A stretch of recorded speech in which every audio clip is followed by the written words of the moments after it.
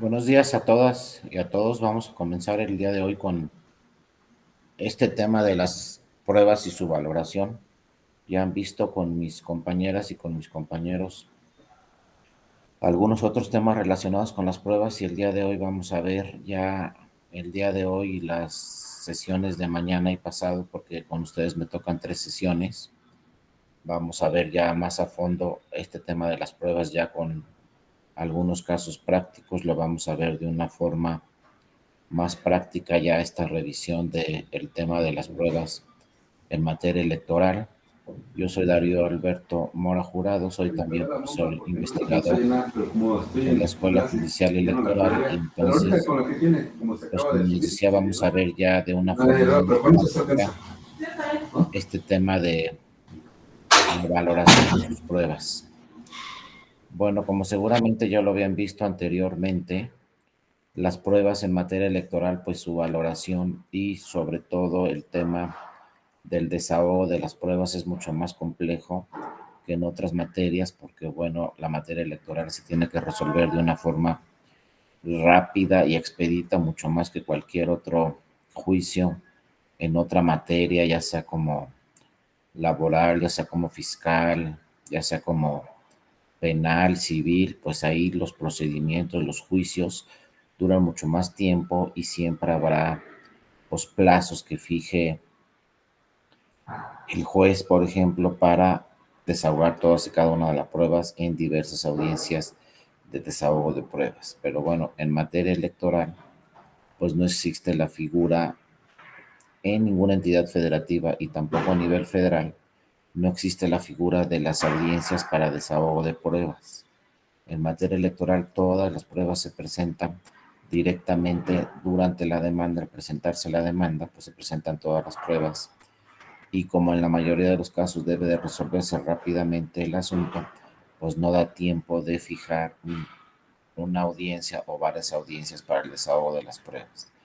Las pruebas se presentan directamente con la demanda y entonces será ya el juez o la jueza la que resuelva el asunto valorando todas y cada una de las pruebas, pero insisto, sin tener tiempos específicos como sucede en otras materias para desahogar los procedimientos de pruebas en diversas audiencias. Aquí no hay ese tipo de audiencias de desahogo de pruebas, aunque se ha señalado ya por parte de algunas legisladoras y algunos legisladores, pues que sería conveniente revisar ese tema a ver si en algún momento, por ejemplo, si le diera tiempo al juzgador de desahogar una prueba ante una audiencia, pues lo hiciera y si no le da tiempo, pues que no lo haga, pero bueno, hasta ahorita no tenemos ese tema, hasta ahorita todas las pruebas se tienen que presentar directamente con la demanda y va a ser muy difícil encontrar una etapa en materia electoral de desahogo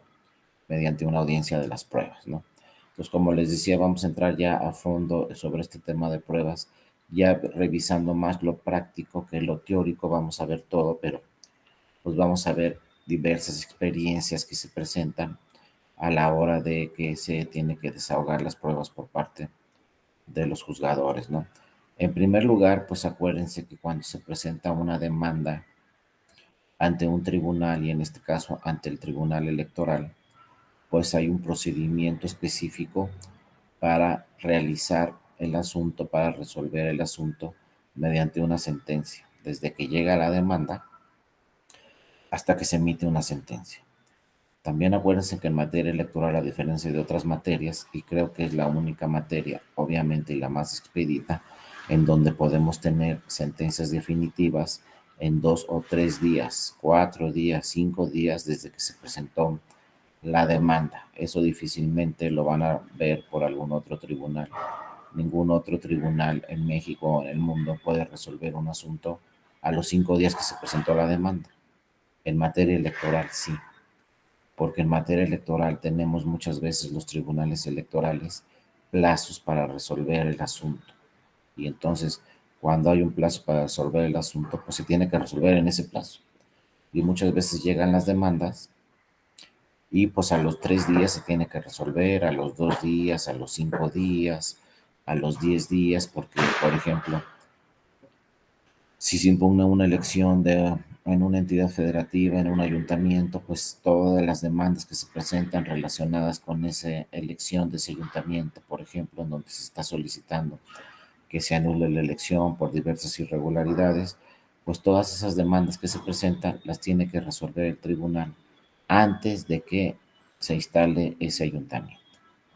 Pues, por ejemplo, si al tribunal electoral o en su caso a la sala superior, que es la última instancia, le solicitan que se anule una elección en un ayuntamiento y la demanda o las demandas le llegan al tribunal, a lo mejor ese ayuntamiento se instala el 15 de septiembre y a lo mejor al tribunal le llegan esas demandas el 10 de septiembre, por lo que ustedes quieran, porque el tribunal electoral pues también tiene que resolver primero en primera instancia, quizá tuvo que resolver en segunda instancia la sala regional y quizá el asunto llegue hasta la sala superior, pero bueno, con todas estas instancias, pues a lo mejor al tribunal, como les decía, les llegan las demandas el 10 de septiembre, tiene que resolver el 15, pues solamente va a tener 5 días para resolver las demandas y tener una sentencia definitiva. Pues en muy pocos tribunales en el mundo podemos hablar de que se presenta una demanda y a los 5 días tenemos una sentencia definitiva, porque acuérdense que pues todas las sentencias de la sala superior pues son definitivas, inatacables. Inclusive el presidente del Tribunal Electoral, el magistrado Reyes Rodríguez, señaló en el informe del año pasado que aproximadamente el Tribunal Electoral se tardaba en resolver un asunto en promedio de 12 a 15 días, más o menos. Todas las demandas que llegan al tribunal se resuelven en un promedio de 12 a 15 días. Y cuando resuelve la sala superior, pues sus sentencias son definitivas e inatacables. Entonces, ¿cuántos litigantes pueden decir que presentan una demanda ante un tribunal y que tiene una sentencia definitiva a los 15 días? Pues son muy pocos, solo los que promueven directamente ante quizá cualquier tribunal electoral en una entidad federativa o ante el Tribunal Electoral Federal.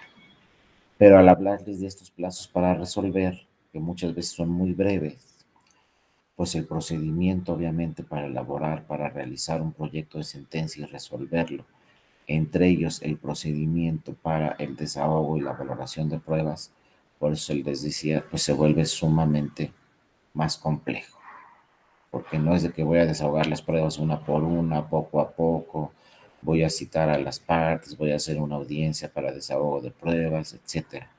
Muchas veces no da tiempo de todo este procedimiento. Entonces, por eso la legislación electoral señala, cuando presentes tu demanda, con tu demanda debes de presentar todas y cada una de las pruebas para que se justifiquen pues los hechos y los agravios que estás haciendo valer al tribunal. No es que después presento mi prueba o después se desahoga esa prueba. En fin, vamos a ir viendo muchos casos así prácticos poco a poco para que pues, entendamos las grandes diferencias de la materia electoral frente a otras materias, ¿no? Si quisieran participar en cualquier momento lo pueden hacer, pueden levantar la mano, abrir su micrófono o poner alguna participación en el chat y con todo gusto estaremos pendientes de cualquier participación de ustedes, ¿no? Acuérdense que conmigo vamos a tener la sesión de hoy, de mañana y del miércoles. Entonces, pues hay tiempo suficiente para que ustedes realicen también los comentarios que estimen necesarios sobre este tema. Les digo, pues todo su diplomado habla de pruebas, pero en estas 3 sesiones lo vamos a tratar de hacer un poco más práctico. Realmente vamos a tratar de platicar, pues lo que hace la autoridad electoral, desde que llega la demanda con las pruebas hasta que se resuelve el asunto. Entonces, bueno, como vemos, para elaborar una sentencia, desde que se presenta la demanda, se tienen que cumplir con estos 5 puntos, ¿no? Estos 5 puntos deben de llevar también una secuencia lógica. Por ejemplo, no podemos entrar a procedencia si no estamos revisando primero en el tribunal los antecedentes del caso. O no podemos entrar al estudio de fondo, y luego vamos a ver qué implica el estudio de fondo si no hemos revisado la procedencia. Porque luego sucede así muchas veces. No, por ejemplo, pues, se han dado casos en donde Por ejemplo, se revisa un proyecto de sentencia, se revisan todas las pruebas, se revisa si se valoraron o no se valoraron bien todas las pruebas. Por ejemplo, yo recuerdo un caso hace muchos años aquí en el tribunal, donde llegó un tráiler y se bajaron muchísimos paquetes, ¿no? Más de 50 paquetes. Y esos 50 paquetes, pues se tenían que revisar todas las actas de escrutinio y cómputo y todas las actas de jornada electoral, pues para revisarse una elección, cuál era el resultado final en una elección, ¿no? Entonces, pues llegó ahí el tráiler, se bajaron los 50 paquetes y a un compañero ahí de estudio y cuenta, un secretario de estudio y cuenta, pues le tocó resolver ese asunto y entonces le comentó al magistrado, pues tú tienes que resolver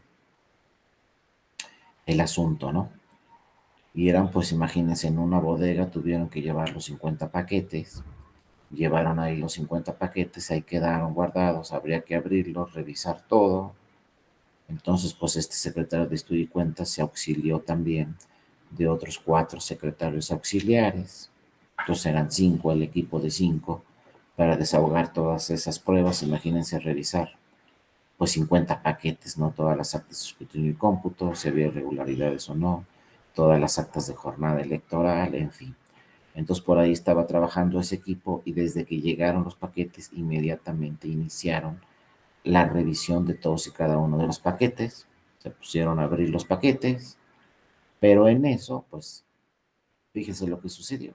Por otro lado, otro equipo de trabajo estaba revisando la sentencia, estaba revisando la demanda, y bueno, empezaron a trabajar y resultó que a los 5 días de que ya se había trabajado día y noche contando, revisando las actas de escrutinio y cómputo, revisando las actas de jornada electoral, revisando también hojas de incidentes, que luego vamos a ver cómo se pueden desahogar todas y cada una de esas pruebas. Pues resultó que a los 5 o 6 días, por otro lado, otro equipo de trabajo de la misma ponencia, pues se dieron cuenta que no venía firmada la demanda. Y entonces, si no viene firmada la demanda, ¿qué pasa en materia electoral? Recuerden que en materia electoral, si no viene la firma autógrafa de la demanda, se desecha de plano el medio de impugnación. Todavía por ahí hay una demanda, hay un criterio del tribunal que dice que si viene firmado el escrito donde se va a presentar la demanda, pero no viene firmada la demanda, se entiende por firmada. Pero si el escrito donde se va a presentar la demanda o la propia demanda no traen firma autógrafa, se desecha de plano. Pues en este caso que les platico que sucedió hace muchos años, no venía firmada la demanda. Entonces se tuvo que desechar de plano el medio de impugnación. Entonces la pregunta aquí es por qué se empezaron a revisar los paquetes, las actas de escrutinio y cómputo, las actas de jornada electoral, todo lo que llegó empezó a revisarse para tener rápidamente la sentencia si no era necesario. ¿Y por qué no era necesario? Porque el asunto se desechaba de plano, no traía firma autógrafa, que eso hay que revisar porque, por ejemplo, en otras materias y en otros tribunales, si no hay firma autógrafa, pues se previene a esta persona, se le cita a las 24 horas de que presentó la demanda y se le dice, oye, ven a reconocer tu demanda, ven a firmarla, etcétera. En materia electoral no sucede así. En materia electoral la ley es muy clara y dice, si no viene firmada la demanda, se desecha de plano en medio de impugnación. Entonces, por eso debe haber una secuencia lógica siempre a la hora de elaborar una sentencia. No podemos saltarnos ninguno de estos temas, van en orden, si no nos va a pasar lo que les platiqué. Si entro al estudio de fondo antes de revisar la procedencia, pues me estoy equivocando porque a lo mejor no procede el medio de impugnación por lo que ustedes quieran. Como en este ejemplo, no trae firma. Entonces, si no trae firma, ya no entro al fondo, ya no me pongo a abrir paquetes, ya no me pongo a revisar pruebas, porque no procede por lo que ustedes quieran, ¿no? Pues hay que ver cómo en estos temas de procedencia, pues hay causales de procedencia que son definitivas y se tiene que desechar en medio de impugnación. Hay causales de improcedencia que pues no aplican o a lo mejor se tiene que prever al partido político a que las presente en un plazo respectivo, pero por ejemplo cuando se trata de firma, pues no hay forma, ¿no? Se desecha de plano en medio de impugnación.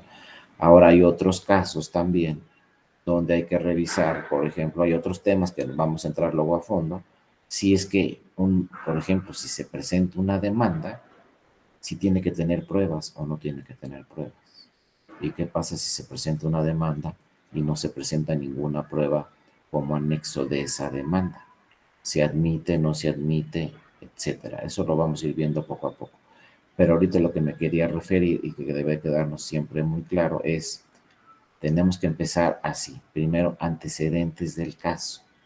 Lo primero que tenemos que revisar cuando llega el expediente a la sala superior o a una sala regional, cuando ya el expediente le llega a un magistrado, cuando el magistrado, una vez que le llegó el expediente o la magistrada, lo turna a una de sus secretarias o de sus secretarios de estudio y cuenta, lo primero que hay que ver es los antecedentes del caso. Es un asunto de dónde viene, cuántas instancias ha pasado y qué tiempo tenemos para resolver, si es un asunto que primero a lo mejor resolvió el Instituto Estatal Electoral, de ahí se pasó al Tribunal Electoral del Estado, pues ya tenemos dos resoluciones, o una resolución y una sentencia. Luego imagínense, de ahí pasó el asunto a la sala regional, pues entonces hay que revisar cómo resolvió en su sentencia la sala regional y ahorita está en la sala superior. Pues hay que revisar todos esos antecedentes. ¿Qué pasó con las pruebas desde que se presentó el primer medio de impugnación ante la primera autoridad de primera instancia? Ya lo vamos a ver después, que seguramente ya se los platicaron mis compañeros este tema, que pues una vez que se presentan las pruebas, en las siguientes instancias no se pueden presentar más pruebas, solo las pruebas supervenientes, aquellas que no se conocían o aparecieron posteriormente después de que se presentó la demanda. Pero no es que, o sea, no se trata, esto también debe quedar muy claro, no se trata de que se van a valorar las pruebas en cada instancia, porque luego ahí nos confundimos. Por ejemplo, si resuelve el Tribunal Electoral del Estado, cualquier estado o de la Ciudad de México, ese tribunal electoral fue el que desahogó las pruebas y valoró todas las pruebas. Entonces, si yo, por ejemplo, no estoy de acuerdo con la sentencia del Tribunal Electoral del Estado, impugno esa sentencia y me voy a la sala regional o a la sala superior del Tribunal Electoral Federal, esa sala no va a desahogar otra vez las pruebas, no va a valorar otra vez las pruebas. Eso solamente se hace en la primera instancia. Yo lo que voy a impugnar en la segunda instancia, voy a ir al tribunal de segunda instancia y le voy a decir, oye, ¿sabes qué? Tiene errores la sentencia de la primera instancia. ¿Y cuáles pueden ser los errores? No me atendió todos los agravios, por ejemplo. Yo en mi demanda hice valer 15 agravios y solo me contestó 10.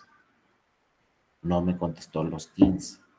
Entonces yo puedo ir a la autoridad de segunda instancia y decirle, oye, está mal la sentencia de la primera instancia porque no me contestó 5 agravios.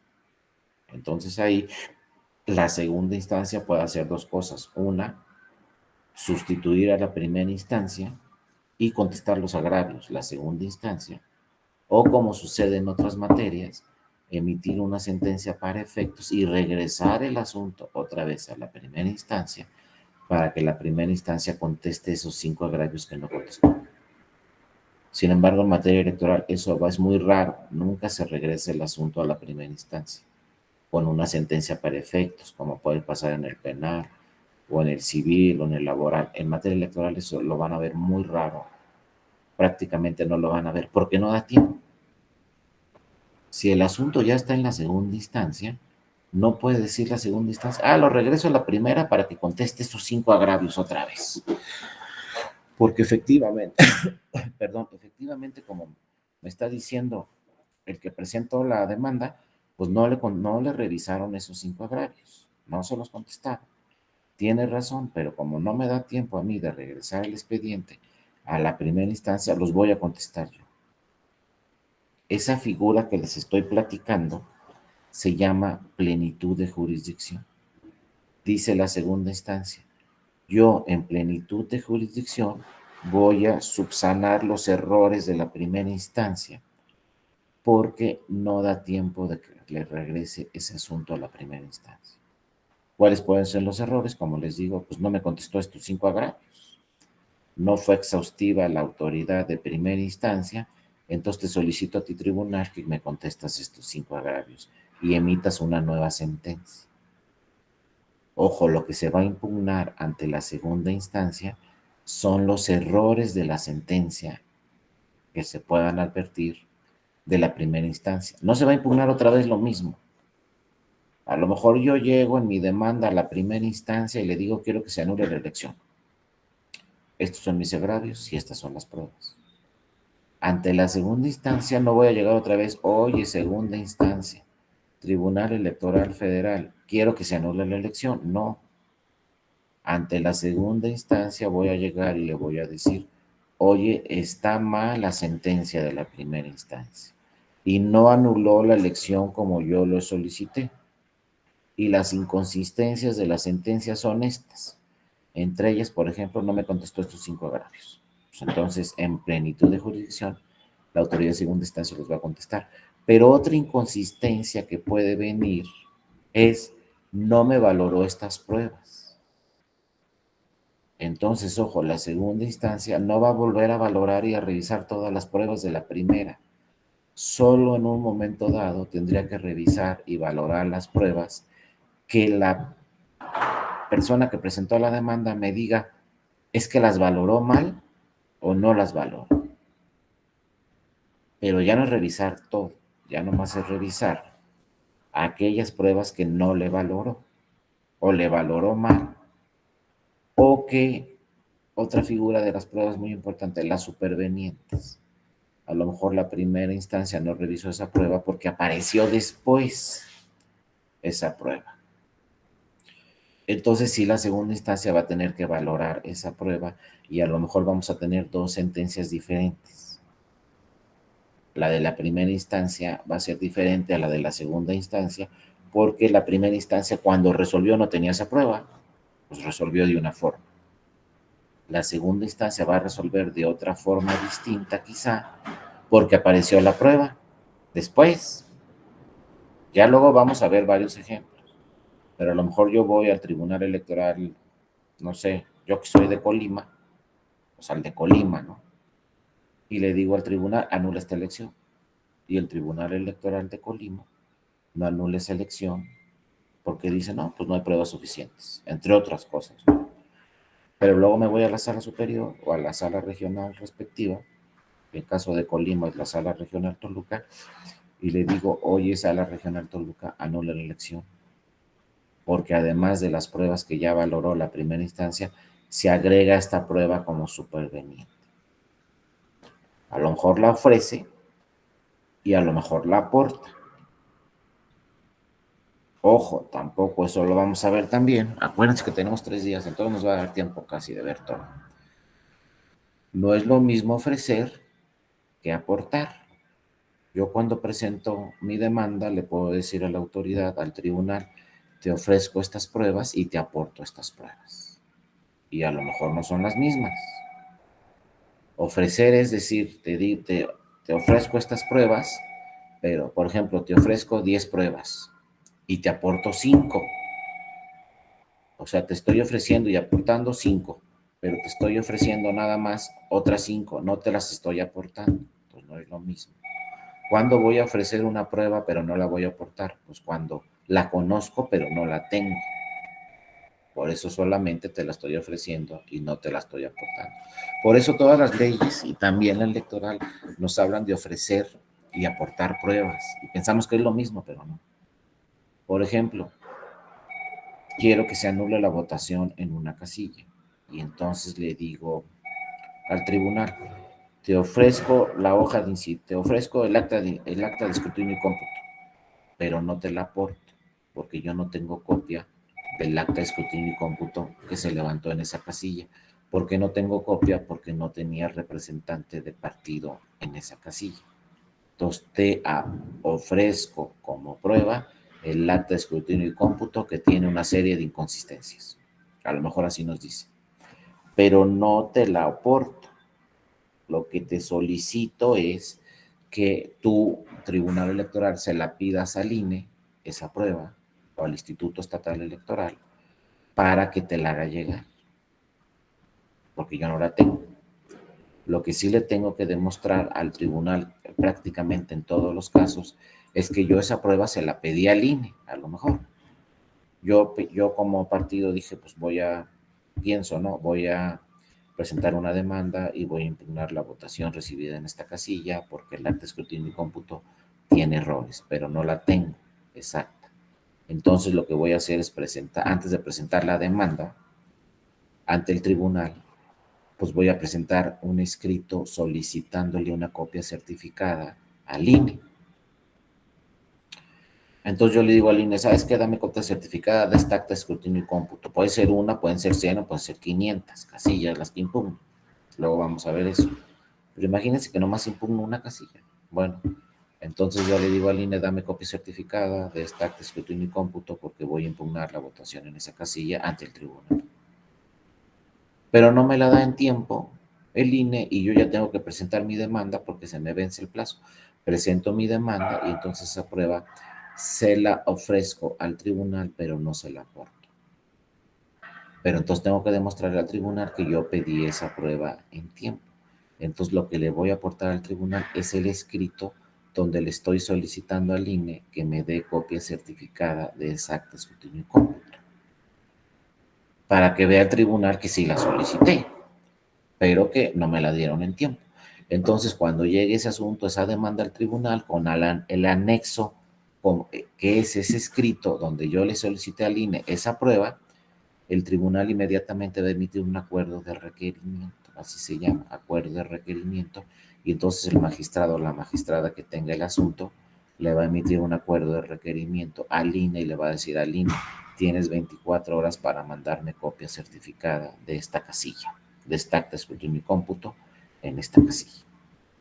Entonces el INE va a atender ese acuerdo de requerimiento y en el plazo que le fije el tribunal va a mandar copia certificada de esa acta de escrutinio y cómputo. Entonces una prueba que se ofreció pero no se aportó, pero que finalmente el tribunal requirió esa prueba y llegó al expediente. Y finalmente se va a conseguir lo que quiere quien presentó la demanda, que es que se revise esa acta de escrutinio y cómputo. Ya luego vamos a ver si tiene valor probatorio pleno, si no tiene valor probatorio pleno, una copia fotostática qué valor tiene, una copia original qué valor tiene. Luego, por ejemplo, vamos a meternos al tema de que las actas que se redactan en la casilla, pues a los partidos políticos les dan una copia al carbón, nada más. Y luego esa copia al carbón ni se entiende, viene toda borrosa, en fin. Vamos a revisar todos esos temas, cómo se valoran esas pruebas, que tiene que ser el tribunal, en fin. Pero ahorita estamos así, ¿no? Como les decía. Primera parte, antecedentes del caso. Entonces yo reviso por qué autoridades pasó ese asunto, tribunal de primera instancia, a lo mejor sala regional, y ahorita estamos en la sala superior, o a lo mejor la primera autoridad que emitió una resolución fue el INE o el Instituto Electoral Estatal, por ejemplo. Puede ser que se trate de algún asunto que primero se resuelve la autoridad administrativa y luego resuelve la autoridad jurisdiccional. Entonces tengo que ver cómo valoró las pruebas la autoridad administrativa, si contestó todos los agravios, si se acreditaron todos los hechos, luego qué dijo la autoridad de segunda instancia, si la autoridad de segunda instancia revisó algunas otras pruebas nuevamente, las valoró nuevamente, de qué fue lo que se quejó quien presentó la demanda en la segunda instancia, ¿no? ¿Qué errores está señalando que tiene la sentencia, la segunda instancia? Porque yo soy la tercera instancia. Todo eso quiere decir antecedentes del caso. Pues cuando me llega aquí el expediente a mí como secretaria o secretario de estudio y cuenta, llega el expediente, lo primero que tengo que revisar es eso. ¿Y qué dice la demanda, no? Ya que revisé todos los antecedentes, qué dijeron las autoridades anteriores, cómo resolvieron el asunto, pues tengo que revisar tres cosas. La demanda que me llegó, la última demanda, la que voy a resolver yo. Luego tengo que revisar el escrito del tercero interesado. Acuérdense que siempre, muchas veces, en muchos casos, un partido presenta la demanda y llega otro partido como tercero interesado. Por ejemplo, un partido político le dice al tribunal, quiero que se anule la elección, y llega otro partido como tercero interesado, ¿cuál? El primer lugar, y le va a decir al tribunal, oye, tribunal, no anules la elección. ¿Por qué es tercero interesado? Porque quedó en primer lugar y no le conviene que se anule la elección. Entonces el tercero interesado va a llegar al tribunal y le va a decir, oye, tribunal, no vayas a anular esa elección, por favor. Pero le tiene que explicar en su escrito de tercero interesado por qué no tiene razón quien presenta la demanda. Y luego, ¿qué más tenemos que revisar en los antecedentes del caso? Demanda, escrito del tercero interesado e informe circunstanciado. ¿Cuál es el informe circunstanciado? El que presenta la autoridad defendiendo el acto. Siempre la autoridad electoral va a defender los actos o resoluciones que emitió. Entonces, por ejemplo, llega el de la demanda, quiero que se anule la elección. Llega el tercero interesado, quiero que no se anule la elección, porque yo quedé en primer lugar. Y luego llega la autoridad interesada, o sea, el INE, y dice, esta elección no se debe de anular porque todo se llevó conforme a lo que señala la Constitución y la ley. Y ahí tenemos las tres posiciones. Las tres posiciones pueden ofrecer y aportar pruebas. Entonces nosotros como tribunal electoral tenemos que revisar las pruebas de la demanda que presentó quien presentó la demanda, las pruebas del tercero interesado. El primer lugar también puede ofrecer pruebas para decirle al tribunal, no quiero que se anule esta elección, y las pruebas que en un momento dado pueda tener la autoridad responsable, o sea, el INE. Puede aportar una serie de pruebas en su escrito de tercero, en su informe circunstanciado, o puede narrarle una serie de hechos al tribunal para que el tribunal diga, ah, pues me está diciendo el INE que en realidad los hechos que pasaron en esta casilla son estos. Pero ahí, en eso consiste la labor del tribunal, ¿no? La función del tribunal para elaborar una sentencia, ver qué dice la demanda, ver qué dice el tercero interesado y ver qué dice la autoridad responsable. Entonces, imagínense de entrada estudiar esos tres escritos, analizarlos a fondo, ver cuáles son los hechos, cuáles son los agravios y cuáles son las pruebas que están en el expediente. O imagínense que eso a lo mejor se tiene que hacer en 2 días, todo. Revisar todos los escritos, todas las pruebas en 2 días, para que en el tercer día se tenga que redactar el proyecto de sentencia. A lo mejor son más días, a lo mejor son 10, a lo mejor son 15, o sea, pueden pasar muchas cosas en materia electoral, pero a lo mejor ese secretario que tiene esa demanda tiene otras 10 demandas al mismo tiempo, otros 10 asuntos, otros 10 expedientes. Y los 11 expedientes se tienen que resolver en 10 días, o en 5 días, o en 15 días. Porque ese es otro tema de la materia electoral. No sabemos cuántos asuntos pueden llegar al mismo tiempo. Y todos los que lleguen se tienen que resolver. Y todos los procedimientos tienen que ser muy expeditos y en la valoración de las pruebas y la contestación de los agravios tienen que ser también muy expeditos porque nunca se sabe. A lo mejor le llega una demanda al secretario de Estudio y Cuenta y dice, ah, pues tengo 10 días para resolver, porque la autoridad toma posesión tal fecha, ¿no? Bueno, está bien, pero no se puede confiar el secretario de Estudio y Cuenta, porque dice, ah, tengo 10 días, pero ¿qué tal si al día siguiente le llegan otras 3 demandas? Entonces ya no tiene 10 días para resolver, porque resulta que esas otras 3 demandas que llegaron al día siguiente también se tienen que resolver en ese mismo plazo. Entonces ya no son 10 días para resolver una demanda, son 10 días para resolver 4 asuntos. Entonces fíjense cómo van cambiando los temas en materia electoral, los plazos, en fin. Les digo, es un tema muy complejo, pero tenemos que empezar ahí estrictamente con los antecedentes del caso, ver qué pasó en las instancias anteriores, ver qué están diciendo en esta instancia. Acuérdense, luego también lo vamos a ver, puede suceder el caso de que presente la demanda del partido. Por ejemplo, nos vamos también a nulidades. Llega el partido y dice, quiero que se anule la elección con su demanda. Y luego nos puede llegar ese mismo día otra demanda diciéndonos que se anule la elección. ¿De quién puede ser la otra demanda? Del candidato o la candidata, o de otros partidos. No crean que nomás es una demanda por una elección, Por ejemplo, quiero que se anule un ayuntamiento. A lo mejor nos llega la demanda de un partido, luego de otro partido, luego de otro partido, nos llegan 5 demandas y las 5 nos dicen quiero que se anule esta elección. Y llegan 5 partidos. Pero luego, como vamos a ver posteriormente, hay una jurisprudencia del tribunal que dice también puede impugnar la candidata o el candidato. Antes no. Y si revisamos la ley dice que los únicos que pueden, por ejemplo, impugnar los resultados de una elección son los partidos políticos, no los candidatos o las candidatas.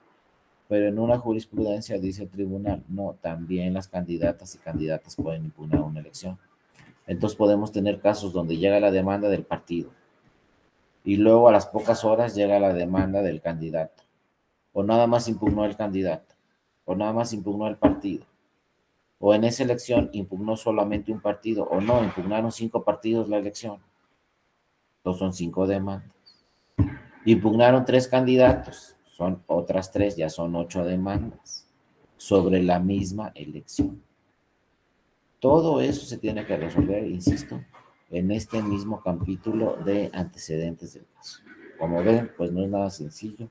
Hay que revisar en primer lugar todo lo que sucedió en el proceso, cuántas demandas tenemos, cuántos agravios hay en cada una de las demandas y cuántas pruebas se están ofreciendo. Fíjense, cuando se revisa una demanda por una secretaria, un secretario de estudio y cuenta, por lo general, pues viene ahí el capítulo de hechos en la demanda y el capítulo de agravios. Pero para darnos cuenta de alguna forma si es cierto lo que se está diciendo en los hechos y en los agravios, lo que también tenemos que revisar primero en una demanda es en el capítulo de pruebas cuántas pruebas hay en la demanda. Porque luego suele suceder muchas veces que nos narran una serie de hechos, a lo mejor la demanda tiene 20 páginas de puros hechos. Pero ¿cómo vamos a saber si son ciertos o no? Con las pruebas que estén en el expediente. Entonces, ojo, yo no puedo cometer el error de narrar una serie de hechos en mi demanda si no lo estoy acreditando con pruebas. Y hace muchos años en el tribunal era muy común recibir demandas donde nos decían, pues pasó todo esto en la elección, por ejemplo, pero no se sostenía con pruebas. Pues de nada sirven 20 hojas de hechos si no me estás acreditando esos hechos con pruebas. Y se le contestaba a quien presentaba la demanda, ¿sabes qué? Tus agravios o tus hechos son genéricos y no voy a entrar al fondo de ellos porque no me estás acreditando con pruebas lo que me estás diciendo en tus hechos o en tus agravios. Son simplemente genéricos y, por ejemplo, llegas y me dices, quiero que se anule la elección porque sucedieron una serie de irregularidades, pero no me estás diciendo exactamente qué irregularidades sucedieron y tampoco me estás diciendo, no estás presentando las pruebas para que se acrediten esas irregularidades. Por lo tanto, tus argumentos son genéricos y no voy a entrar al estudio de fondo de ellos porque no me estás justificando con pruebas lo que me estás diciendo en tus argumentos. Entonces debemos ir ahí de la mano. Mis argumentos en mi sentencia, mis argumentos en mi demanda deben de ir de la mano con las pruebas que estoy aportando. No me va a servir de mucho una serie de argumentos y una serie de agravios si no los estoy acreditando con pruebas. ¿Qué se pensaba anteriormente? Pues que el tribunal investigue. Que el tribunal recabe pruebas. Pues no. O sea, ojo, cuando acudimos a un tribunal no estamos acudiendo a una figura como podría ser, por ejemplo, el Ministerio Público, el representante del Ministerio Público. Él sí tiene la obligación de que se presente una denuncia y de entrada pues recabar más pruebas, iniciar la investigación, hacer diligencias para mejor proveer, agotar toda la investigación y el Ministerio Público no tiene un plazo, ¿no?, para integrar el expediente, consignar o no consignar, ¿no?, vincular al proceso o no. El MP, por ejemplo, en materia penal, pues es totalmente distinto, pero tiene que recabar todas las pruebas y tiene que hacer la investigación. El tribunal no. El tribunal va a resolver con las pruebas que presente en la demanda. El tribunal no está obligado a investigar, no es una autoridad investigadora. Y el tribunal no va a recabar más pruebas tampoco, que no da tiempo. Ahora, eso sí, todas las juezas y jueces, que en realidad no son juezas ni jueces, sino son magistradas y magistrados, porque en materia electoral en México no, en la ley no aparece la figura del juez. En materia electoral no tenemos ningún juez electoral ni ninguna jueza electoral. Tampoco tenemos ministras ni ministros electorales. En materia electoral solamente tenemos magistrados o magistrados, desde la primera instancia hasta la última instancia, es decir, del Tribunal Electoral Local, la Sala Regional del Tribunal y la Sala Superior del Tribunal, pues todas son magistradas y magistrados. Bueno, la magistrada o magistrado electoral no tiene por qué hacer una investigación, no tiene por qué recabar más pruebas, pero sí tiene la facultad discrecional de hacerlo, pero se tiene que cumplir dos elementos. Por ejemplo, para realizar una inspección judicial, un magistrado o una magistrada electoral tiene que cumplirse con dos elementos: que le dé tiempo de hacer esa diligencia para mejor proveer, para llegarse de más pruebas. Lo primero que se tiene que demostrar, pues, es que da tiempo. Si le llega un asunto al tribunal y lo tiene que resolver en 2 días, pues ya no va a dar tiempo de ninguna diligencia ni de allegarse de más pruebas. Pero si le da tiempo, entonces también se tiene que demostrar que esa prueba es determinante para resolver el asunto. Es decir, que esa prueba es fundamental para resolver el asunto. Si se pueden acreditar esos dos elementos, entonces sí, una magistrada o un magistrado electoral puede ordenar diligencias para mejor proveer, pueden ordenar diligencias para llegarse de más pruebas. Simplemente un ejemplo muy sencillo: a lo mejor, por ejemplo, se roban un paquete en una casilla o queman un paquete en una casilla. Entonces luego llega algún partido político y le dice al tribunal: quiero que se anule la votación en esa casilla. Ya luego vamos a ver los ejemplos a fondo, ¿no? Pero entonces, pues si da tiempo, la magistrada o el magistrado puede ordenar una diligencia para mejor proveer y puede ir ahí donde se instaló esa casilla, puede ir a revisar ahí la casilla, a ver si hay algún elemento de prueba que valga la pena traerse al tribunal para que el tribunal resuelva. Pero insisto, no son ministerios públicos, no están obligados a hacer una investigación y mucho menos están obligados a traer más pruebas al expediente. Lo pueden hacer discrecionalmente, pero quienes deben llevar las pruebas al tribunal son quien presenta la demanda o el que presenta el escrito del tercero interesado, o sea, las partes. Entonces, ojo, hay que tener mucho cuidado con eso. Todo eso son antecedentes del caso, como estábamos viendo. Y luego entonces pasamos a la segunda parte, que es la jurisdicción y competencia. ¿Ya se presentaron las demandas? Ah, perfecto. Ahora tengo que ver si tengo jurisdicción y si tengo competencia. Eso también es muy importante en materia electoral. No podemos confundirnos. Lo primero que hay que revisar en materia electoral es que la materia electoral es aparte de todas las materias. Es distinta y tiene una jurisdicción totalmente distinta. Luego, muchas veces yo he conocido abogadas o abogados que se dedican al penal, que se dedican al civil y luego quieren dedicarse también a la electoral. Y lo primero que sucede ahí es que quieren aplicar las mismas reglas del penal al electoral. Eso es totalmente imposible. O las mismas reglas del civil al electoral. Eso es totalmente imposible. O las del laboral.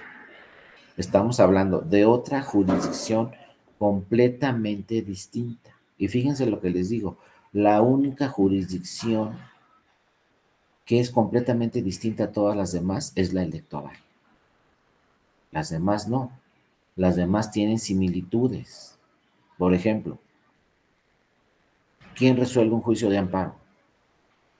Pues está la autoridad, un juez de distrito, ¿no? Bueno, un juez de distrito penal puede resolver un juicio de amparo, un juez de distrito que tenga competencia en materia civil puede resolver un juicio de amparo, O sea, el juicio de amparo, para que me entiendan, puede promoverse entre cualquier materia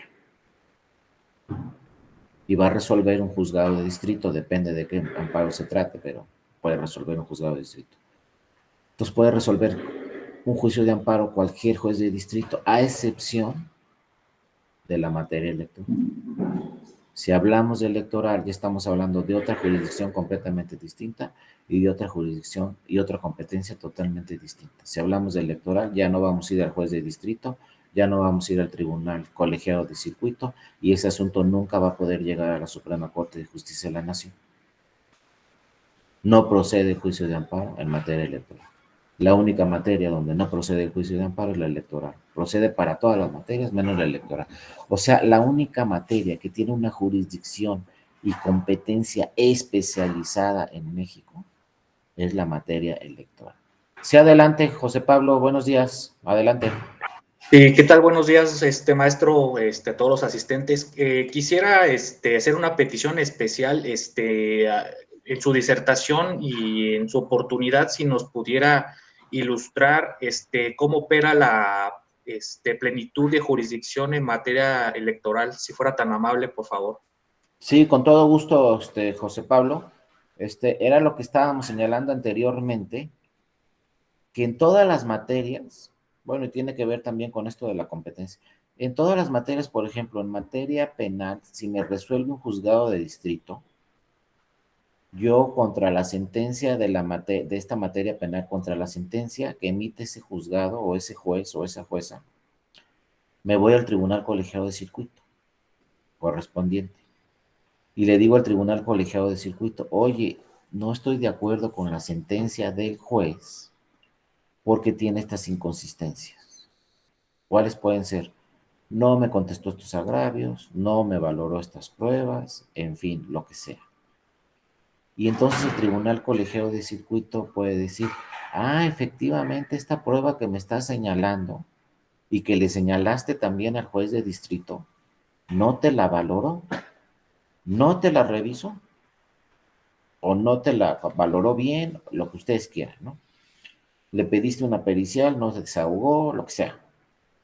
Entonces lo que hace el tribunal colegiado de circuito es que, ¿sabes qué, juez? Te equivocaste, no fuiste exhaustivo, ahí te va otra vez el expediente de regreso para que vuelvas a emitir una nueva sentencia.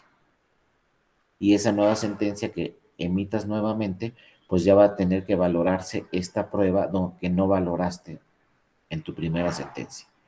Resolviste el asunto sin valorar esta prueba.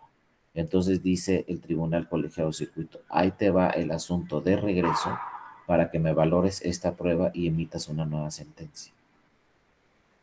Eso se llama, eso quiere decir que el tribunal colegiado de circuito emitió una sentencia para efectos, no resolvió el asunto. Simplemente el efecto es que el asunto va de regreso, todo el expediente, para que el juzgado de distrito lo vuelva a revisar, valore las pruebas que no valoró, por ejemplo, y emita una nueva sentencia. ¿Cuánto nos vamos a llevar ahí? ¿Quieren que sea rápido ese procedimiento? 6 meses. Quizá para tener una nueva sentencia definitiva del juzgado, para que otra vez, en su caso, la pueda revisar si se impugna el tribunal colegiado de circuito. Es lo que se llama una sentencia para efectos. Ahora, ¿qué quiere decir plenitud de jurisdicción?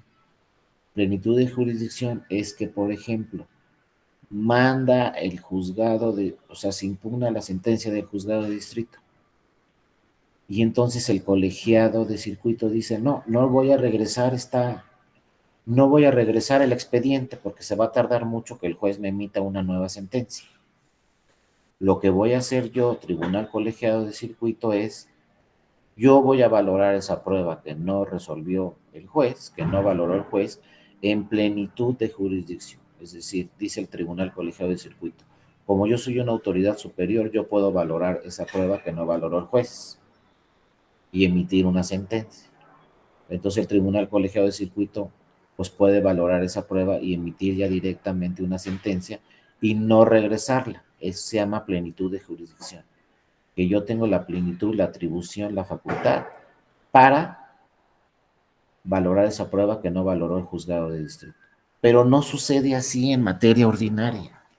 O sea, en materia civil, penal o laboral, o la que sea, fiscal, agraria, la que sea, no hace eso el Tribunal Colegiado de Circuito. No aplica la plenitud de jurisdicción. Lo que hace el Tribunal Colegiado de Circuito es regresar el asunto al juzgado de distrito para que se emita una nueva sentencia y se valoren esas pruebas o se contesten esos agravios que no se contestaron.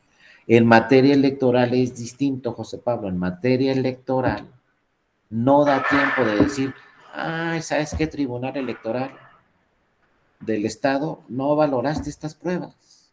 Tienes razón el que me está presentando la demanda. No me valoraste estas pruebas. Entonces, te regreso el asunto. Ya no da tiempo porque es materia electoral y se tiene que resolver en 3, 4, 5 días ese asunto. Entonces dice, por ejemplo, la sala regional o la sala superior, no voy a regresar el asunto al tribunal local. Lo que voy a hacer es yo valorar esas pruebas que no valoró el tribunal local en plenitud de jurisdicción. Es decir, yo tengo atribuciones para valorar esas pruebas que no valoró el tribunal de primera instancia, ¿no? Y entonces lo hace, o que no valoró el INE, si es que el INE resolvió, o que no valoró el tribunal electoral, digo, el Instituto Estatal Electoral, si es que él resolvió. En plenitud de jurisdicción yo voy a hacer, es decir, yo voy a asumir tus funciones, yo voy a sustituir tus funciones. Eso es plenitud de jurisdicción. Yo voy a sustituir tus funciones porque tú tenías que haber valorado esas pruebas, no yo, pero como no da tiempo de regresar el expediente y el asunto para que tú las valores, yo te voy a sustituir y yo las voy a valorar y yo voy a resolver de forma definitiva, ¿no? Eso es lo que quiere decir la figura de plenitud de jurisdicción. Y en materia electoral la tienen todas las autoridades.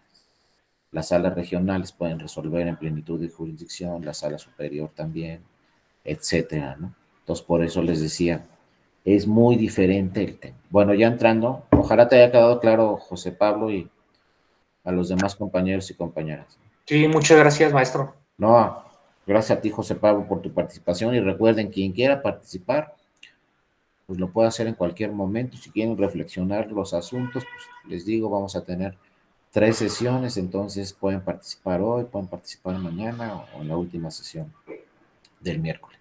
Bueno, entonces les decía, la materia electoral es especializada, tiene una jurisdicción y una competencia especial. Y luego nos cuestionan mucho en otros países del mundo, porque en otros países del mundo dicen, es que ustedes lo electoral lo llevan aparte, no es la misma vía, no son los mismos juicios, no son las mismas leyes y no son los mismos jueces. Por ejemplo, en otro país, el que quiera, ¿no? En España, o en Italia, o en Alemania, o en Estados Unidos, yo presento una demanda y sigue una misma vía ordinaria. Me resuelve primero una autoridad y luego otra autoridad y luego puede llegar el asunto hasta la Suprema Corte, a lo mejor. Eso puede suceder en España, por ejemplo, en España tienen el Tribunal Constitucional Español que resuelve todos los asuntos en última instancia que tengan que ver con temas constitucionales. En Alemania tienen el Tribunal Constitucional Alemán, en Costa Rica también tienen su Tribunal Constitucional, en Francia tienen su Consejo Constitucional, en Italia la Corte Constitucional, etcétera. Pero ese Supremo Tribunal que tiene cada país, que es constitucional, ya luego veremos qué quiere decir que es constitucional, pues resuelve todos los asuntos. Pero entonces vienen los extranjeros a México y dicen, caray, ¿en México qué pasó? Que en México hay 2 tribunales constitucionales. ¿Cómo? Sí, pero si en todos los países hay uno, pues en México hay 2. Pero ¿cómo que hay 2? Sí. Uno que resuelve todos los asuntos de todas las materias, que es la Suprema Corte de Justicia de la Nación. Pues como en todo el mundo, sí. Nomás que en México tienen otro. ¿Cómo que tienen otro tribunal constitucional? Sí. Uno que solo resuelve asuntos electorales. ¿Y entonces la Suprema Corte no puede resolver asuntos electorales? No. Para los asuntos electorales tienen a un tribunal electoral, que también es tribunal constitucional, el electoral. ¿Qué quiere decir que el tribunal electoral es tribunal constitucional? Pues que interpreta directamente la Constitución que sus sentencias son definitivas e inatacables, también de última instancia. ¿A qué me refiero con esto? A que las sentencias del Tribunal Electoral no las puede revisar la Suprema Corte. Y las sentencias de la Suprema Corte no las puede revisar el Tribunal Electoral. O sea, son dos tribunales de última instancia, dos tribunales constitucionales, pero que no se puede revisar uno al otro. Y que el Tribunal Electoral se dedica a todo lo electoral, a todos los asuntos políticos. Y la Corte no se puede dedicar a los asuntos políticos. Y el Tribunal Electoral no se puede dedicar a ningún otro asunto más que el político. Pero les digo, esto solo sucede en muy pocos países en el mundo y México es la gran excepción a todo el diseño europeo, por ejemplo, y a todo el diseño anglosajón, como es Inglaterra, Canadá y Estados Unidos. México es distinto. México le da un tratamiento especial a lo electoral y tiene tribunales especiales, leyes especiales, jueces especiales y también tiene un tribunal constitucional en materia electoral. Entonces, por ejemplo, si llega aquí un español y dice, no, pues, ¿cómo es posible que en México tengan las dos jurisdicciones tan distintas? Pues sí. ¿Y cómo es posible que la Suprema Corte no pueda revisar las sentencias del Tribunal Electoral? Pues así es el diseño. Cuando en todo el mundo están acostumbrados a una sola vía y a un solo tribunal de última instancia, un tribunal constitucional muy importante de última instancia que revisa las sentencias de todos los tribunales. Pues no, en México no. En México hay dos instancias diferentes y dos jurisdicciones diferentes y dos competencias diferentes. ¿Por qué está el diseño así en México? Porque si nos vamos solamente por el diseño ordinario, no da tiempo de resolver todos los asuntos. Si nos vamos al juzgado de distrito, por ejemplo, luego al tribunal colegiado de circuito y luego a la Suprema Corte, ¿a poco en 15 días íbamos a resolver un asunto? Pues imposible. No se puede resolver en 15 días. Y como no se puede resolver en 15 días por la vía ordinaria, por eso se creó una vía especializada, que es la electoral, y esa vía especializada, que es la electoral, sí puede resolver un asunto en 15 días, en 10 días, en 5 días. No más que entrando al tema de pruebas, pues esas pruebas se tienen que valorar en 3 días, en 5, en 10, en el plazo que se tenga. Pero eso es lo primero que tenemos que saber en materia electoral y que nos debe quedar muy claro también, la jurisdicción y competencia. Es vía aparte. Por ejemplo, como vimos, el juicio de amparo aplica para todas las materias, pero no para el electoral. Pero eso no quiere decir que entonces nadie nos va a amparar en vía electoral porque no hay juicio electoral. No hay juicio de amparo. Hay otros medios de impugnación que marcan las leyes electorales que hacen las veces de el juicio de amparo. Por ejemplo, en materia electoral, en vez de juicio de amparo, tenemos el juicio para la protección de los derechos político-electorales del ciudadano y el juicio de revisión constitucional. En todas las materias está el juicio de amparo. En materia electoral están esos dos medios de impugnación. Entonces, si a mí lo que me están vulnerando es un derecho político, pues entonces me voy en JDC. Eso quiere decir juicio para la protección de los derechos político-electorales, no en amparo.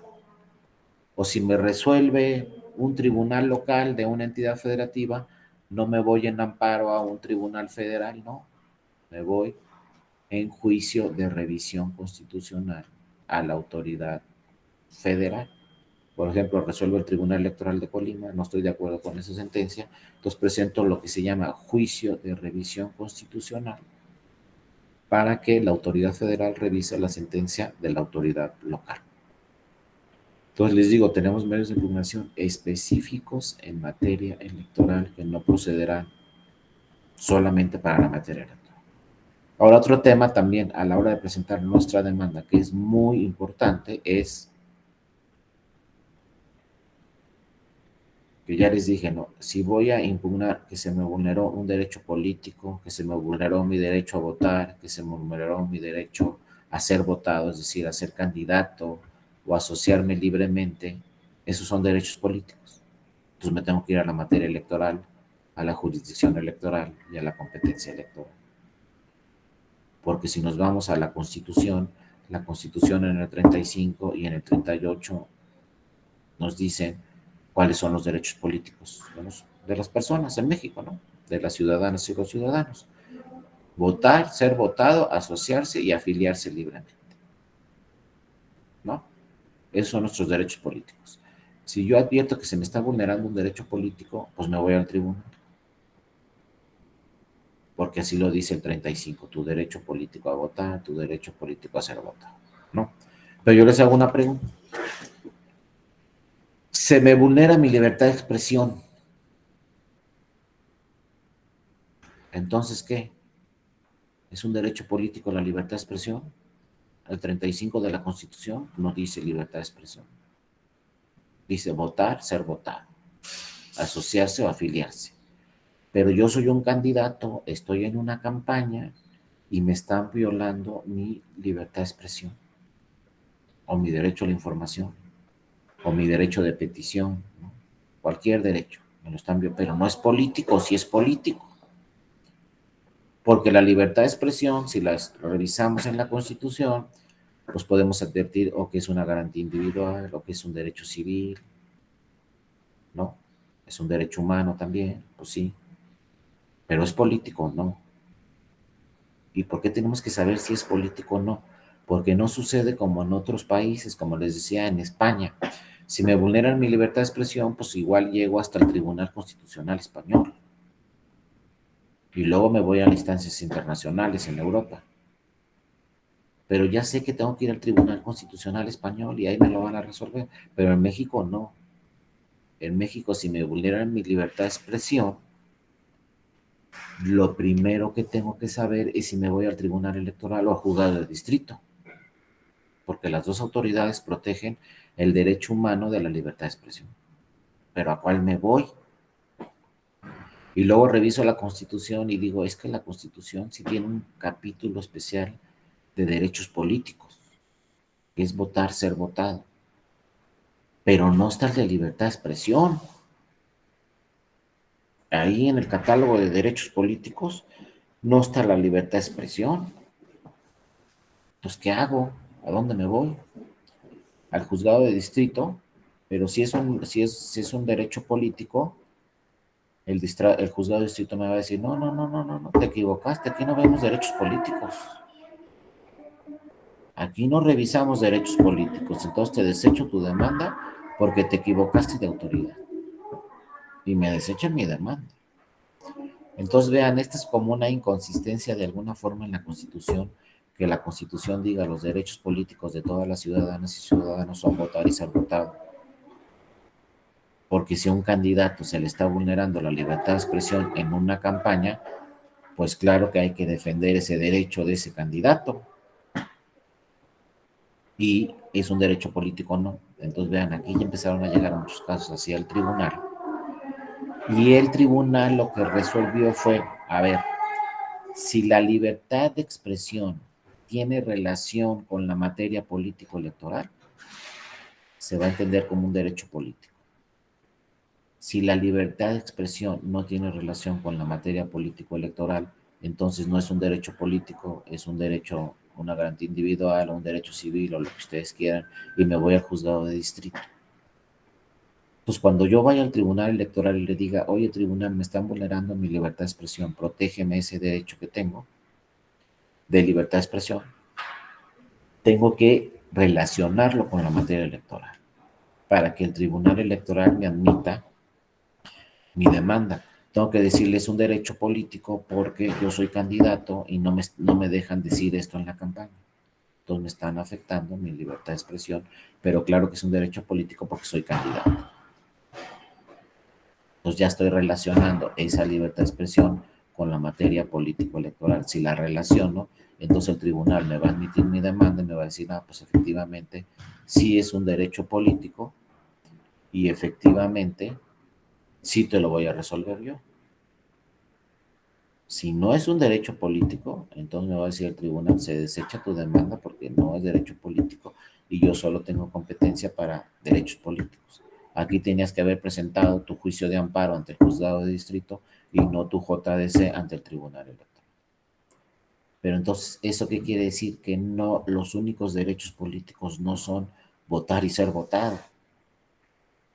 cualquier otro derecho fundamental puede convertirse en derecho político si es que tiene relación con la materia político-electoral. Por ejemplo, si me sanciona el INE porque transmití algo en radio y televisión que está prohibido,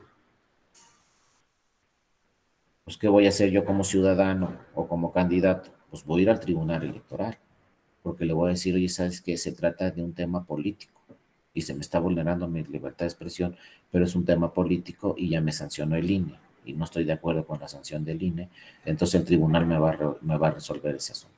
Pero yo le estoy acreditando de alguna forma al tribunal que estamos hablando de un derecho político, no de una garantía individual o no de un derecho civil. Pero siempre en mi demanda también tengo que hacer esa distinción y tengo que vincularme con la materia político-electoral para que ese asunto evidentemente se dé cuenta el tribunal que es un asunto político y me lo resuelva. Porque en México pues tenemos que hacer esa distinción. No es como en otros países que me voy a la misma vía porque el mismo tribunal me va a proteger cualquier derecho, entre ellos los políticos. En México no. Exacto, también el derecho a la honra y reputación, muy bien, Jorge. También, si tienen relación con la materia político-electoral, pues son derechos políticos. El derecho a la honra, la reputación, etcétera. El derecho de réplica, todos esos derechos, si tienen relación con la materia político-electoral, los va a resolver el Tribunal Electoral. Si no, no los va a resolver. En México, por eso es más complejo el tema de las demandas en materia electoral, porque también tengo que especificarle al Tribunal Electoral que estamos hablando de un derecho político, no de un derecho civil, no de una garantía individual, no de una garantía social. Tengo que decirle, es político, por eso tu Tribunal Electoral, ya sea en el Estado o ya sea a nivel federal, me lo tienes que resolver. Entonces vale la pena también en estos casos señalar, porque también podemos llegar a tener contradicciones. Y es muy importante que también quede claro, por ejemplo, el artículo primero de la Constitución nos dice que todas las autoridades deben de proteger y potencializar los derechos humanos. Eso ya lo conocemos desde hace 10 años, que en el 2011 se modificó la Constitución y se dijo todas las autoridades deben de proteger los derechos humanos de todas las personas. Así lo dice muy bien el primero de la Constitución y es un artículo que lo han replicado muchas constituciones en otras partes del mundo. Primero, se dice todas las autoridades, no solo los tribunales, no solo la Corte, sino todas las autoridades deben proteger derechos humanos también en materia electoral, el INE, los institutos, los tribunales locales, todos deben proteger derechos humanos. Pero vean cómo lo deja así el artículo. Todas las autoridades deben proteger derechos humanos. Y entonces ese artículo lo tiene que interpretar pues las autoridades y sobre todo los tribunales electorales y decir, es que la Constitución por primera vez con la reforma de 2011, por primera vez la Constitución nos habla de derechos humanos. Revisen la Constitución del 2010, no está la palabra derechos humanos. La palabra derechos humanos se incorpora en la reforma del 2011 al primero de la Constitución. Entonces antes no se protegían derechos humanos, sí se protegían derechos humanos, pero tenían otros nombres como garantías individuales, por ejemplo. Pero bueno, viene la reforma del primero de la Constitución en el 2011 y se habla de derechos humanos, pero lo dejó abierto ese artículo primero, porque tenemos nosotros como autoridades que interpretar o como ciudadanas y ciudadanos que interpretar esos derechos humanos. ¿A qué me refiero con interpretarlos? Pues cuáles son políticos y cuáles no, otra vez. Porque, por ejemplo, yo les pregunto, ¿los derechos humanos es lo mismo que derechos fundamentales? ¿O no es lo mismo? Porque luego yo oigo por ahí personas que dicen los derechos humanos y luego dicen los derechos fundamentales y como que dicen es lo mismo. Pues no es lo mismo. Y en México tenemos que entender exactamente cuáles son, porque lo que les digo, porque si es político me voy al tribunal electoral, si no es político me voy al juzgado de distrito, entonces tenemos que entender muy bien cuáles son los humanos, cuáles son los fundamentales, y luego cuáles son los políticos y cuáles son los civiles y todo, ¿no?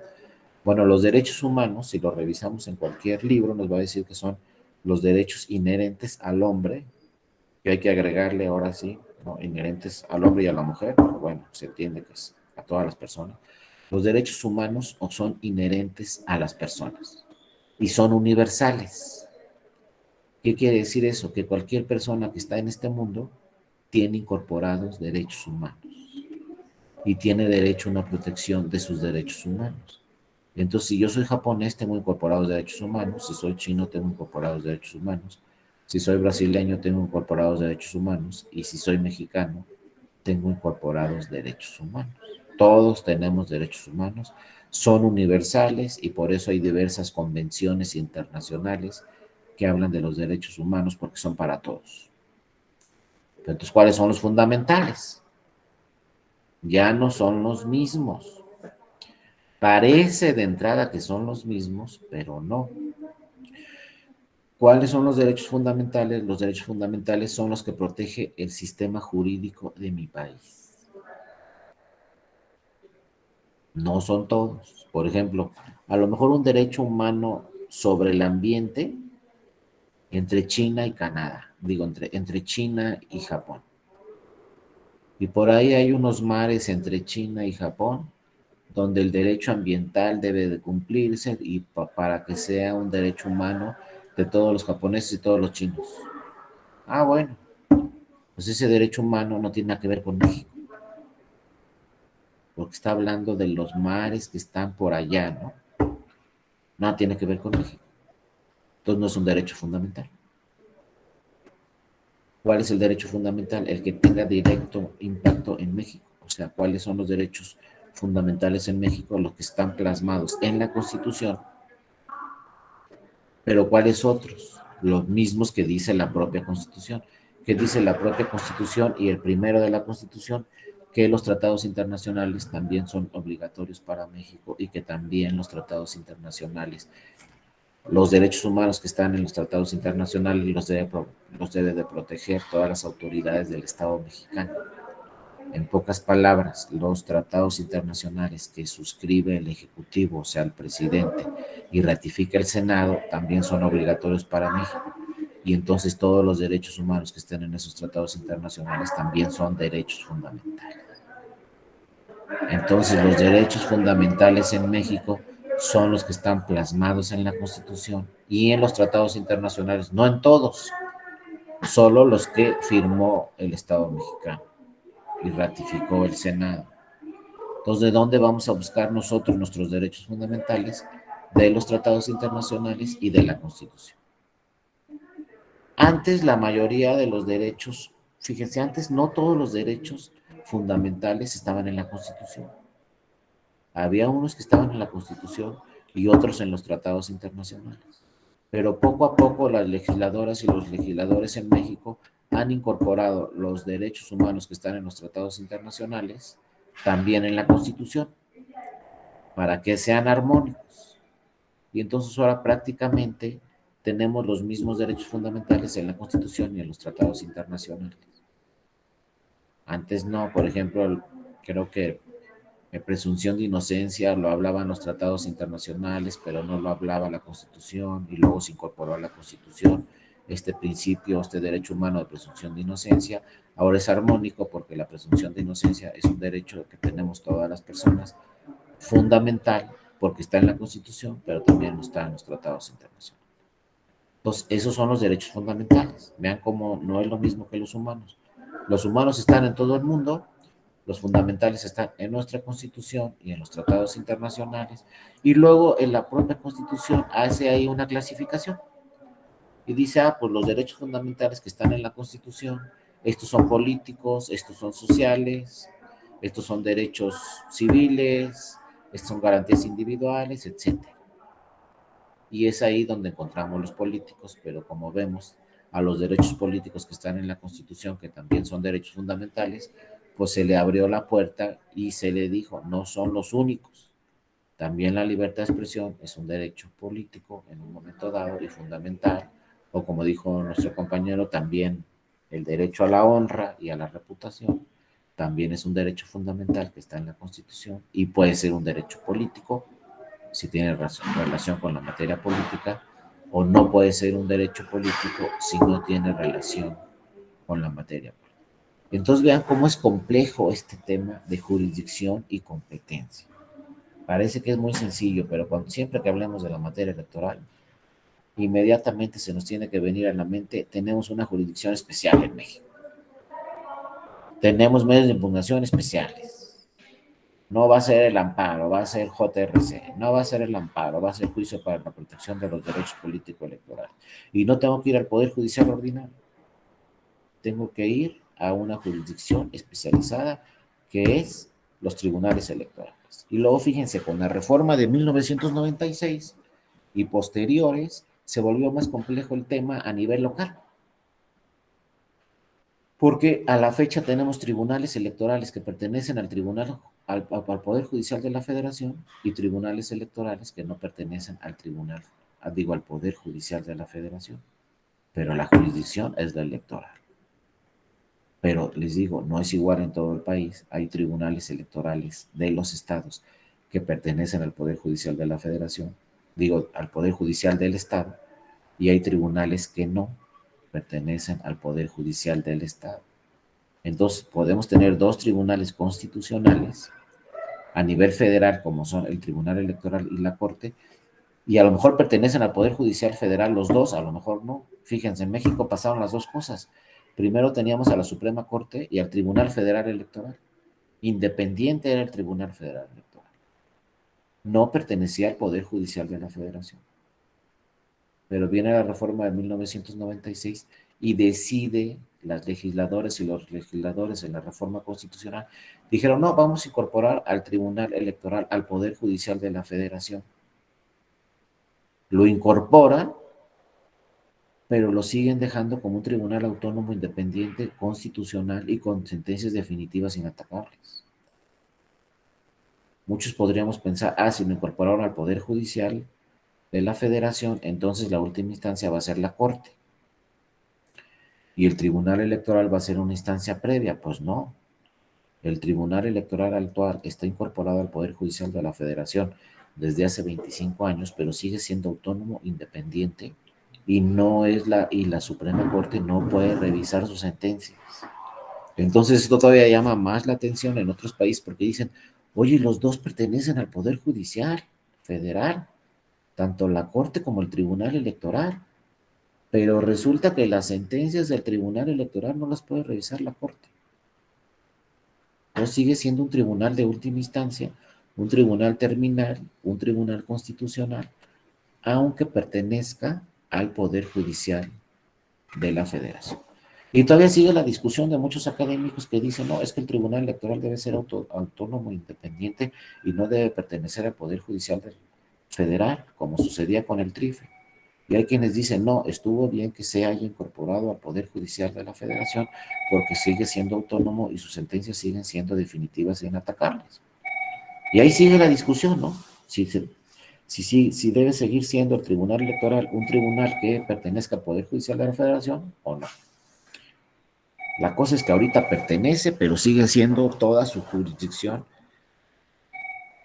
independiente a la jurisdicción ordinaria del Poder Judicial de la Federación. Y entonces en la jurisdicción, pues al hablar de jurisdicción electoral a nivel federal, pues tenemos que estar muy acotados, o sea, no tenemos que ir a miles de juzgados como hay en otras materias. En materia electoral tenemos 5 salas regionales, una sala especializada y una sala superior. Entonces, si yo quiero presentar una demanda en materia electoral, tengo que ver qué sala regional me corresponde. Por ejemplo, si soy de Colima, pues la sala regional que me corresponde es de Toluca. Si soy de la sala superior, si soy de la Ciudad de México, la sala que me corresponde es la sala regional Ciudad de México.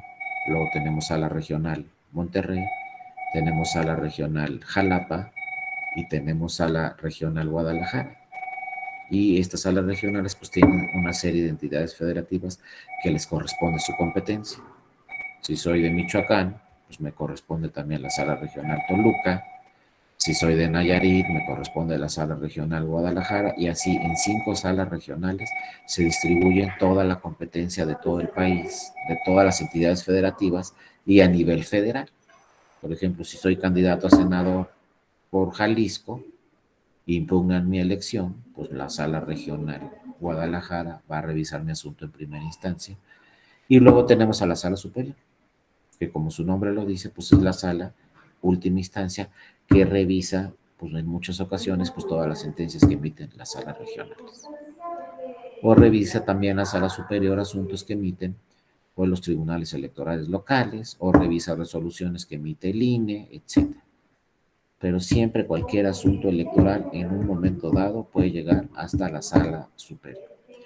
Y por ahí, con la reforma de 2014, se creó también una sala nueva que se llama la sala especializada, sala regional especializada, que aquí también en este caso, pues hubo ahí como algún error de las legisladoras y los legisladores desde mi punto de vista, porque se llama sala regional especializada, pero su competencia es nacional.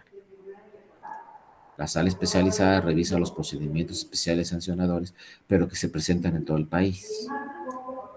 Entonces nos preguntamos por qué se llama sala regional si tiene competencia en todo el país. Las otras salas regionales tienen competencia en una determinada circunscripción. La sala especializada no. La sala especializada tiene competencia a nivel nacional. Sin embargo, las sentencias de la sala especializada para todos los procedimientos especiales sancionadores que tienen relación con todo lo que aparece en radio y televisión, en redes sociales, con asuntos de violencia política en razón de género, bueno, pues esa sala especializada es una sola y tiene competencia nacional. Pero todas, insisto, todas las sentencias de las salas regionales y de la sala especializada las puede revisar la sala superior como órgano de última instancia. Entonces, imagínense más o menos que la sala superior es como una Suprema Corte de Justicia en materia electoral. Porque todo lo que llega a la sala superior se resuelve en forma definitiva e inatacable. Incluso hay quienes dicen, no, pero está la instancia supranacional, ¿no? La instancia internacional, la Corte Interamericana de Derechos Humanos, sí, pero los asuntos que resuelva, ojo, los asuntos que resuelva la Corte Interamericana de Derechos Humanos ya no van a tener efectos en los procesos electorales en México. ¿A qué me refiero? Pues les pongo el caso más emblemático de la doble instancia, ¿no? Por ejemplo, Castañeda quería ser candidato independiente, ustedes lo recuerdan. Entonces fue al tribunal, fue a la Suprema Corte, perdió la sentencia en el tribunal y en la Suprema Corte, entonces fue a la Corte Interamericana de Derechos Humanos. Y la Corte Interamericana de Derechos Humanos resolvió como a los 2 o 3 años, y lo que resolvió la Corte Interamericana de Derechos Humanos es, le dijo al Estado mexicano que debería de incorporar una legislación para que existieran candidaturas independientes y existieran vías para que se defendieran los candidatos independientes.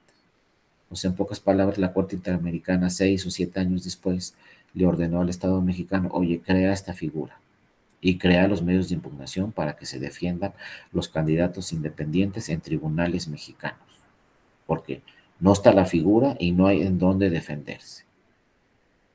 Pero entonces, ¿a qué me refiero con esto? Que el proceso electoral, cuando participó Castañeda, pues ya había pasado hace muchos años.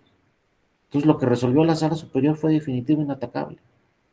Lo que diga la Corte Interamericana de Derechos Humanos en cualquier materia electoral, pues tendrá efectos para los siguientes procesos electorales, pero no para el actual.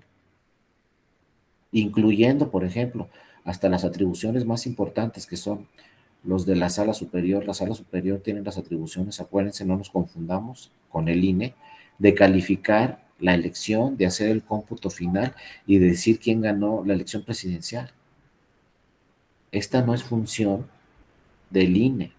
Quien hace la declaración de validez, el cómputo final y dice quién es el candidato ganador de la elección presidencial es el Tribunal Electoral, la Sala Superior, no es el INE. Por eso todos los candidatos a la presidencia ganadores, pues van a la Sala Superior a que les den su constancia, no van al INE, porque quien hace el cómputo final, quien resuelve todas las impugnaciones y quien decide si la elección es válida o no, es la Sala Superior. Bueno, pues imagínense que yo no estoy de acuerdo con la decisión de la Sala Superior y me voy a la Corte Interamericana de Derechos Humanos. Pues quién sabe cuándo me va a resolver la Corte Interamericana de Derechos Humanos. Va a emitir una recomendación y a lo mejor nos dice, tú, Estado mexicano, debes de revisar este tema. pero el proceso electoral de la elección presidencial ya pasó y lo que dijo la Sala Superior fue definitivo e inatacable. Insisto, podemos acudir a la instancia internacional, pero lo que dijo la Sala Superior para ese proceso electoral ya no lo podemos modificar, ya quedó así. Por eso es tan importante la función de la Sala Superior, porque lo que diga en ese proceso electoral va a ser así. Si la Sala Superior dice se anula la elección de la gobernatura en Colima, como lo ha dicho 2 veces, pues se anula la elección de gobernador y gobernador en Colima y nos vamos al extraordinario. Y aunque el candidato ganador diga, pues me voy a ir a la Corte Interamericana de Derechos Humanos, pues es tu derecho y vete a la Corte Interamericana de Derechos Humanos, pero la elección ya se anuló y nos vamos a extraordinario y listo. Ya después, en 1 año, 2 años después, podremos tener alguna recomendación de la Corte Interamericana de Derechos Humanos, pero ya no va a aplicar para ese proceso electoral. Entonces, con esto también, lo que hace la Sala Superior es que revisa la Constitución y también revisa los tratados internacionales al mismo tiempo. Si ustedes revisan la jurisprudencia de la Sala Superior, pues su fundamento es la Constitución y los tratados internacionales. Vean la mayoría de la jurisprudencia 2018, 2019, 2020, 2021 de la Sala Superior, su fundamento es Constitución y tratados internacionales. ¿Por qué tratados internacionales? Porque la Sala Superior sabe que ese asunto no lo va a revisar una instancia internacional para resolverlo en ese proceso electoral. Entonces, como la Sala Superior dice, no lo va a resolver una instancia internacional porque pues ya el proceso electoral terminó, pues yo también voy a revisar qué dicen los tratados internacionales. En otros países en el mundo, pues primero el Tribunal Constitucional revisa qué dice la Constitución y luego si quiero aplicar un tratado internacional, me voy a la instancia internacional y le hago valer los tratados internacionales a la instancia internacional. Aquí no. Aquí el mismo tribunal revisa la Constitución y los tratados internacionales porque pues sus sentencias son definitivas e inatacables, ¿no? Y pues ahí queda. Entonces, bueno, ojo, el tema de jurisdicción y competencia es fundamental y entonces pues tenemos una legislación específica para lo electoral. Y entonces este tema de la valoración de las pruebas es específico para lo electoral. Por eso, como les decía al principio, no podemos confundir cómo se valoran las pruebas en otra materia y cómo se valoran las pruebas en materia electoral. No es igual. La jurisdicción es totalmente distinta. Y tampoco podemos aplicar las reglas de valoración en todos los casos a la materia electoral.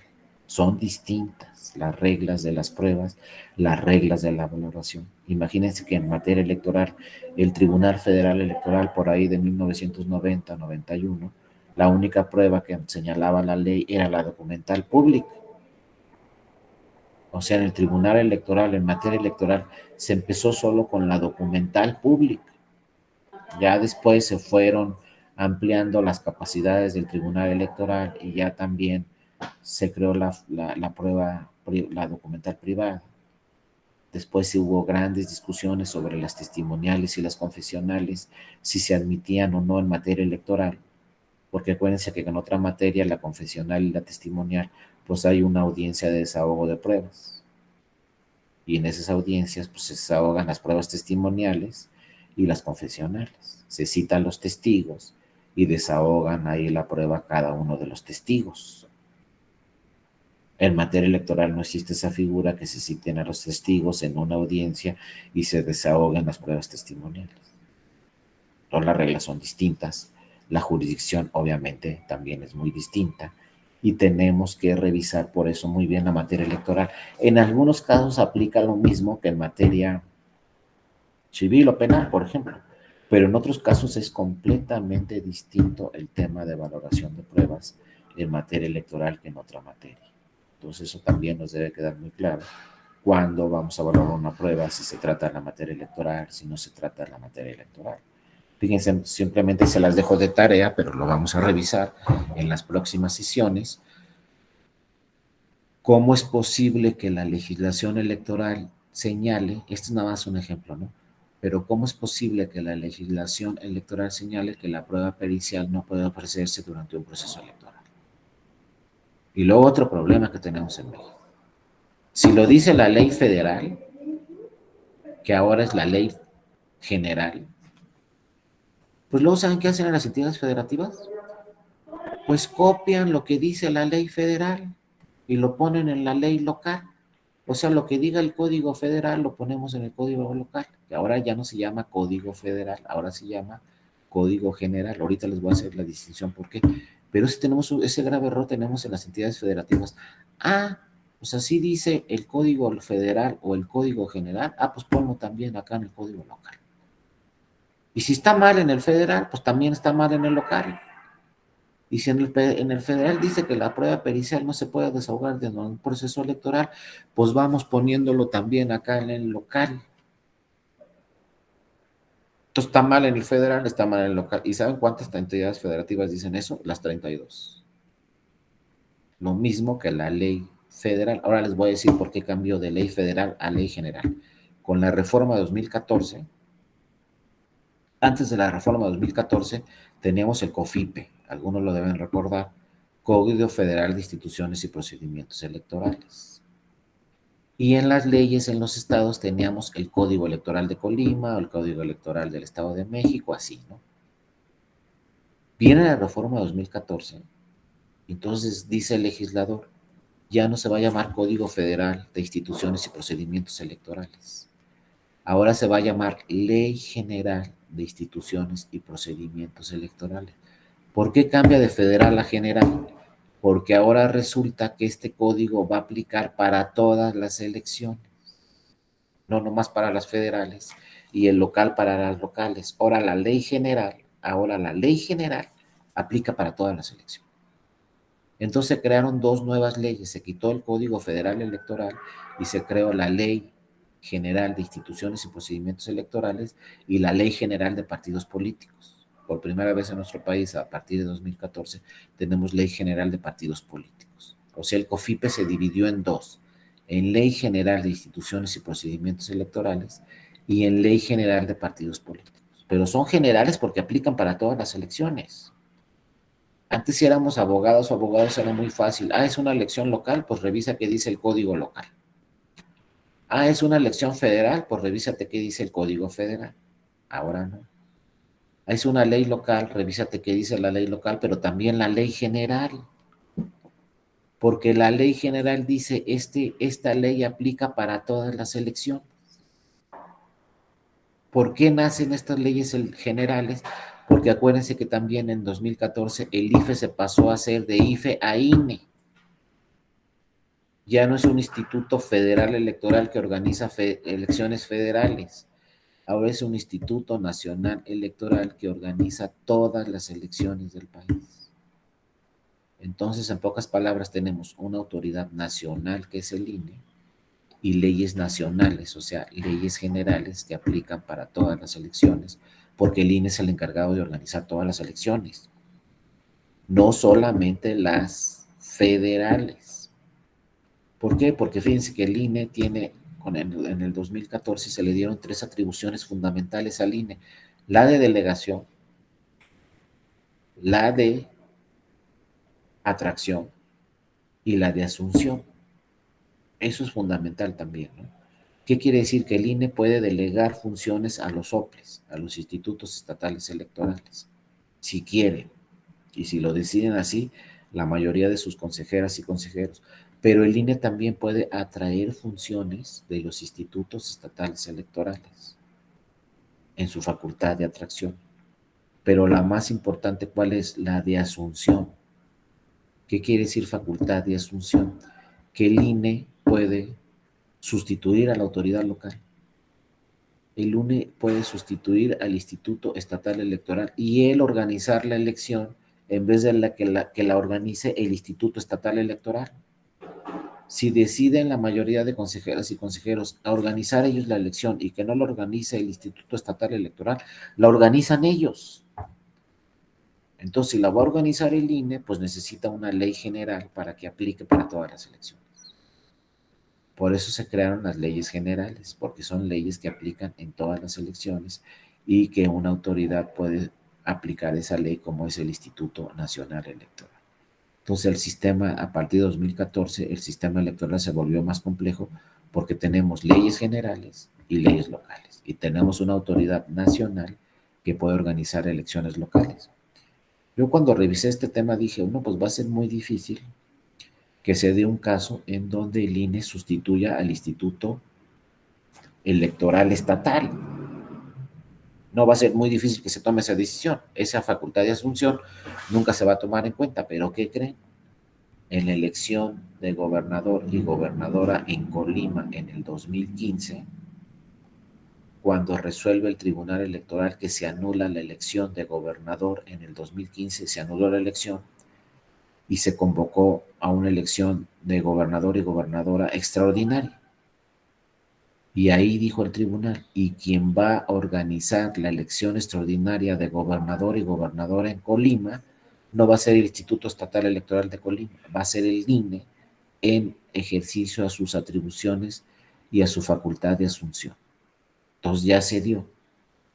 En el 2015, quien organizó la elección extraordinaria para elegir gobernador o gobernadora fue el INE y no el Instituto Estatal Electoral. Entonces ya se echaron a andar esas facultades del INE de asunción. Insisto, ya tenemos un ejemplo. En el 2015, quien organizó la elección extraordinaria no fue el LOPLE, fue el Instituto Nacional Electoral, con base en la Ley General de Instituciones y Procedimientos Electorales. Por eso, insisto, tenemos leyes generales.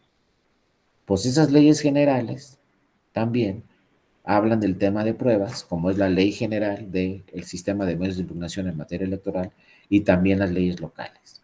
Pero aquí no va a haber mucha controversia entre lo que dice una ley local y una ley general, porque hablan en el tema de pruebas, lo mismo dice la ley general que la ley en cualquier entidad federativa. Sin embargo, la ley general dice en su primer artículo, si hay contradicción entre la ley local y la ley general, la que aplica es la general. Ojo, eso dice la ley. Cuando tengamos una contradicción entre esta ley y una ley local, la que va a aplicar va a ser la ley general. Sin embargo, el tribunal no dice eso. El tribunal dice, cuando haya contradicción en una ley, entre la ley general y la ley local, la que va a aplicar es la ley que sea conforme a la Constitución. Entonces, ojo, siempre que revisemos una ley, tenemos que revisar que esa ley sea conforme a la Constitución y punto. Porque si esa ley no es conforme a la Constitución, el Tribunal Electoral puede decir, pues se declara la inaplicación de esta norma por ser inconstitucional. Es decir, el tribunal también tiene atribuciones para revisar si las leyes son conforme a la Constitución o no, ya sea ley general o ley local. Entonces el tribunal va a aplicar la ley que sea conforme a la Constitución. Si la ley general es conforme a la Constitución, le aplica la general. Si la local es conforme a la Constitución, aplica la local cuando haya contradicción en esas dos leyes. Lo que va a revisar el tribunal, ¿hay contradicción? Bueno, vamos a aplicar la que sea conforme a la Constitución. Y no vamos a aplicar la que no sea conforme a la Constitución. Aquí nos dice Marco Antonio, también dice, me parece que también el INE organizó la elección extraordinaria 2019 para gobernador en Puebla. No me acuerdo bien de ese dato. Lo que sí me acuerdo es que se hizo un recuento de votos en toda la elección, pero no recuerdo. Creo que sí fue el instituto local el que organizó la elección, pero lo checamos con todo gusto, Marco Antonio. ¿Quién lo organizó? La cosa es que ahí está la facultad del INE de Asunción y ya, por lo menos en Colima, ya tuvimos ese ejemplo. Les digo, yo me sé los casos de Colima, pues soy de ahí, entonces todos los casos de Colima me los conozco bien, pero vamos a revisar quién organizó la elección extraordinaria en Puebla. La cosa es que sí tiene esas facultades el INE. Y entonces en materia de pruebas, pues ahí sí les digo, no nos vamos a encontrar una contradicción difícilmente entre la ley general y la ley local, porque dicen lo mismo, pero luego dicen lo mismo mal dicho. O sea, tienen el mismo error, como este que les digo que vamos a analizar ya mañana y pasado, pues sí debe ser todavía, debe estar vigente esta norma que dice que las periciales solamente se pueden desahogar durante los procesos electorales. O sea, no se pueden desahogar durante los procesos electorales. Si bien es cierto, tenemos la prueba pericial ahí dentro del catálogo de pruebas, todas las leyes nos dicen, pero durante un proceso electoral no se pueden desahogar. Y la naturaleza de este tema es que no se pueden desahogar porque no da tiempo. Pero la pregunta es que yo les hago, si da tiempo, pues la desahogamos, si no, no. Es lo que yo opino. Si no da tiempo, pues no se puede desahogar y punto. Pero si sí da tiempo, pues se podría desahogar. O sea, la ley no debería decir no se pueden ofrecer. La ley debería decir se pueden ofrecer si da tiempo de desahogarla. Pero la autoridad no está obligada a desahogarla si no le da tiempo. Pero sí se pueden. Pero sin embargo, la ley dice no. Si hay proceso electoral, no se puede ofrecer la prueba pericial. Sin embargo, ya lo vamos a ver que en la realidad, pues el Tribunal Electoral durante procesos electorales se ha desahogado la prueba pericial, más allá de lo que dice la ley, porque acuérdense, cuando hay una contradicción entre lo que dice la ley y la Constitución, pues el tribunal acude a la Constitución, no a la ley. Y si yo ofrezco una prueba pericial, pues tengo derecho a acceso a la justicia y a un debido proceso. Entonces el tribunal interpreta la Constitución y no la ley y dice, en atención al debido proceso que me marca la Constitución, que lo vamos a estudiar mañana, voy a analizar la prueba pericial para que tengamos un debido proceso. Aunque la ley me lo impida, yo hago una interpretación constitucional. Por eso es un tribunal constitucional, el tribunal electoral, porque puede interpretar directamente la Constitución cuando la ley no aplique lo que dice la Constitución, como es el debido proceso. Y nomás les pongo un ejemplo. Por ejemplo, llega una persona, acuérdense que hay distritos en donde los partidos políticos tienen que registrar a personas que pertenezcan a comunidades indígenas, necesariamente. Actualmente creo que son por ahí de 24, 28 distritos de los 300 del país donde están obligados los partidos políticos a registrar a personas que pertenezcan a comunidades indígenas. Entonces imagínense que llega un partido y le dice al INE, pues aquí en este distrito indígena voy a registrar a este candidato que pertenece a una comunidad indígena. Ah, muy bien, lo registra el INE. Y luego llega otro partido y le dice al INE, oye, ¿no sabes que esta persona no pertenece a una comunidad indígena? Revócale el registro. Y el INE no se lo revoca y entonces se va al tribunal. Y el INE y le dice al tribunal, oye tribunal, revócale el registro a este partido de esta persona porque esta persona no pertenece a una comunidad indígena. ¿Cómo va a saber el tribunal si pertenece o no a una comunidad indígena para ver si le revoca y le cancela el registro o no? La única forma que va a saber el tribunal si pertenece o no a una comunidad indígena es con una prueba pericial antropológica, donde una autoridad especialista, mediante un peritaje, le diga al tribunal si pertenece esta persona a una comunidad indígena o no. Entonces, pues es obvio que es necesaria muchas veces la prueba pericial durante el proceso electoral. Sin embargo, la ley dice no puede ofrecerse durante un proceso electoral. El tribunal ha matizado un poco esto y cuando es necesaria la prueba, pues en atención al debido proceso, pues sí admite esa prueba, la prueba pericial, o la solicita a una autoridad respectiva, como en este caso hay una autoridad en la UNAM donde puede hacer estas pruebas antropológicas y la UNAM emite un dictamen y le dice al tribunal efectivamente si pertenece a una comunidad indígena o no, no pertenece a una comunidad indígena, para en su caso confirmar el registro o negar el registro de esa persona. Luego vamos a ver algunos casos así, donde, pues ojo, ya con esto terminamos. No debemos confiarnos siempre en lo que dice la ley, porque hay normas legales que son inconstitucionales. Entonces tenemos que revisar qué dice la ley y si las normas legales son conforme a la Constitución, pues estamos del otro lado. Pero si por ahí nos aparece una norma legal que se contradice con alguna norma constitucional, entonces lo que tenemos que aplicar es la norma constitucional y lo que le tiene que decir un litigante al tribunal es, sabes que esta norma legal es inconstitucional. Por lo tanto, no me apliques la norma legal porque es contraria a la Constitución.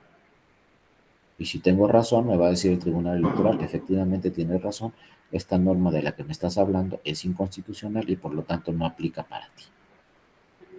Como este caso de la prueba pericial, pues sí me la puedes ofrecer porque pues es determinante para resolver un asunto y esta norma en algún momento puede afectar el principio constitucional, el derecho humano y el derecho fundamental y el derecho político que puede ser debido proceso. Entonces, si la norma afecta la tutela judicial efectiva y el debido proceso, pues esa norma puede tildarse o puede estimarse como constitución, como inconstitucional. Entonces, no solamente lo que dice la ley, o no solamente lo que dice el reglamento del INE, o el acuerdo del INE, o incluso los estatutos de un partido político. Todas estas normas secundarias pueden estimarse inconstitucionales y así se lo hacemos valer al tribunal. Le decimos, oye, ¿qué crees, tribunal? Pues para mí esta norma es inconstitucional. Y si el tribunal advierte que la norma es inconstitucional, me va a contestar, te inaplico la norma por ser inconstitucional y no aplica para ti. Porque si lo advertí yo como tribunal constitucional, que esa norma es contraria a la Constitución o también contraria a un tratado internacional y no se puede aplicar. Pues hasta allá llegan ¿no? las atribuciones del Tribunal Electoral. Bueno, con esto terminamos el día de hoy. Cualquier duda que tuvieran, cualquier tema, pues les digo, vamos a tener sesiones mañana y pasado para seguir viendo todos estos asuntos, seguir viendo algunos casos prácticos ya de las pruebas que se han presentado al tribunal, cómo las ha resuelto el tribunal. Entonces ahí estaremos a sus órdenes mañana y pasado. Y también, ojo, esta presentación, pues está a sus órdenes. Aquí, hoy nada más vimos una lámina, pero mañana nos vamos a ir con varias láminas y pasado también. Aquí está mi correo electrónico, es dario.moro@te.gov.mx. El miércoles, que es la tercera sesión y la última que vamos a ver, pues el miércoles terminando la última sesión me pueden escribir a mi correo electrónico y con todo gusto yo les hago llegar la presentación de hoy, de mañana y pasado. O sea, todas las láminas que revisemos hoy, bueno, que ya revisamos hoy, mañana y pasado, se las hago llegar el miércoles y me escriben con todo gusto a mi correo electrónico. Yo se las hago llegar. Bueno, por lo pronto que tengan un excelente día y acuérdense, como en la televisión, nos vemos mañana a la misma hora y en el mismo canal.